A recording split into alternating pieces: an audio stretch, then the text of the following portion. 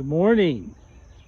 Dan with Foul Play on the Sunny Slope Funny Farm. Welcome. What's the emergency room doing outside? We'll show you. Come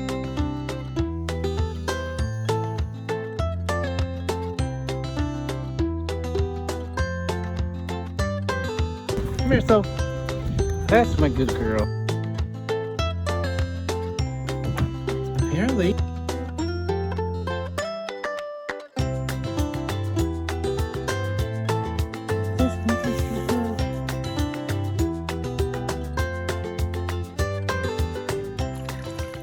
So we drug the chicken emergency room outside with the orange beast. Work smarter, not harder. But we have some birds in here. Very flighty. All cuddled up in the corner. So these are guineas. Mrs. Foul Play is tired of having ticks. So these guineas will live outside ultimately. They'll just live in the trees and just live on the farm. Probably rat bait for most of the predators. We got a dozen of them. Sadly, I picked one up this morning and they're like the road runner. She got away and she's out in the woods somewhere. She'll probably come back.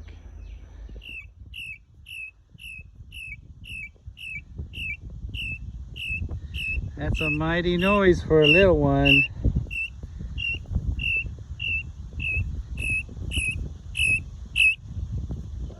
So I worked my way over to the Motel 6.5, of course newly renovated, and it's working too. The rain is really staying off or out of the inside here. So we have a breed called Lavender Orpingtons.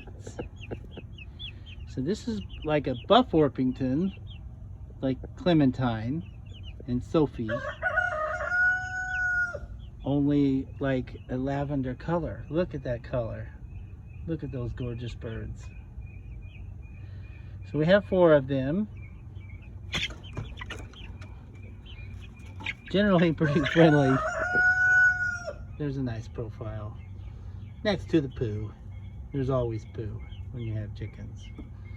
So our Lavender Orpingtons. We tried to put them in with Phyllis and Susan, but Phyllis was just dreadfully mean to them. So we put them in the Motel 6.5 for now, and they're doing well. And they haven't had any problems really with predators. And we got these guys as chicks, and they're almost in their teenage years. So there's Fergie. And there's Marianne. And we have another for Lily, Matilda's chick, and they are Broody girls. So long time ago in a previous video I talked about chickens that go broody. See how they're puffed up, their feathers, and their little clucks. They're little clucks. And Fergie's doing it too. Come on, Ferg. It's alright, sweetie. But Marianne is definitely a great example of a broody hen. Now the problem this time of year, it's like 900 degrees outside. We have fans running into the coop to try to mitigate some of the heat. There's just no air moving here, at least where I live. And not typical of Kansas, where wind blows 900 miles an hour for no reason. But again, look at Marianne as an example. So what happens is they go into the nesting box. I'm going to run in there real quick, so just stay with me. I'm going to run into, give you an example of, there's Hey. How you doing, buddy? Big boy. He's my big boy. So they go into the nesting box like this, and they won't come out. They just flat will not come out. If you get them out, they run back in. You get them out and they run back in because they want to sit on eggs. They want to hatch eggs. So that's the term where the term broody comes from. And I'm going to walk around here just a little bit more, so stick with me. Look at our duct tape. Look at that guy. Look at our duck flock. Look at that duct tape boy. He's a sweet guy. So we also have, there's another fan. And I don't see her, but we have Lily. She's broody too. So what we've been doing is taking them out of the nesting box and try to keep them away from the nesting box. That's why I put Fergie and Marianne in the little dog pen in and kind of keep them away, at least during the day while we're home.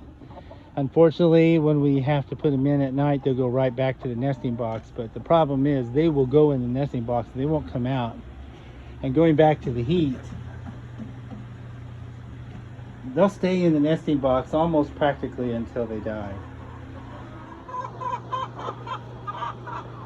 Look at that big, beautiful rooster. He was one of the ones that we hatched out. I guess you could call him the Hatchies 2.0. What you barking at, sister? And we had a tragedy here a couple days ago, and one of our chocolate Orpingtons that looks somewhat like this one right here. By the way, he was supposed to look like them too, but he turned out to be a different color. So our little chocolate Orpington named Java, I found her on the ground a couple of mornings ago and she couldn't move her legs. I picked her up and she was barely alive. I rushed her in the house and tried to give her some nourishment and cool her off, but it was too late and she died in my arms. We're not 100% sure why she got sick, why she got chasing something. Nina's upset about something. So we don't know why we lost her. We really suspect from the heat. So you saw the fans. Nina, that's enough. We saw the fans that we put in case it was heat related. Now I did something that I typically don't do, and that's I went ahead and did a necropsy on her. And I couldn't find anything wrong with her crop or anything that she ate, like that could have obstructed her, or anything dumb that I could find. But I did find that she had loops of bowel that were dilated and they came to a stricture.